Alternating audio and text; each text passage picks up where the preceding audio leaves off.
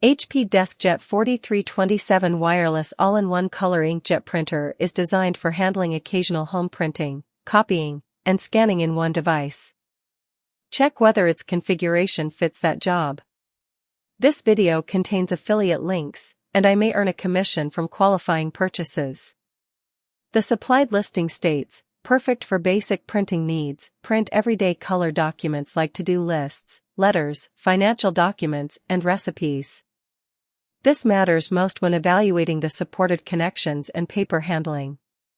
It also states, key features: color print, copy, scan, a 35-sheet auto document feeder and a 60-sheet input tray, plus mobile and wireless printing.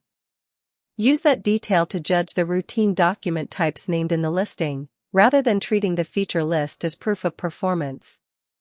For everyday ownership, plan for setup, replacement ink, paper storage, and clearance around trays and scanner lids.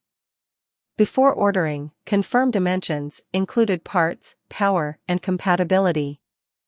The main limitation is that an entry-level inkjet carries ongoing ink costs and may be inefficient for sustained high-volume printing. Busy offices or photo-focused buyers should compare laser or dedicated photo printers.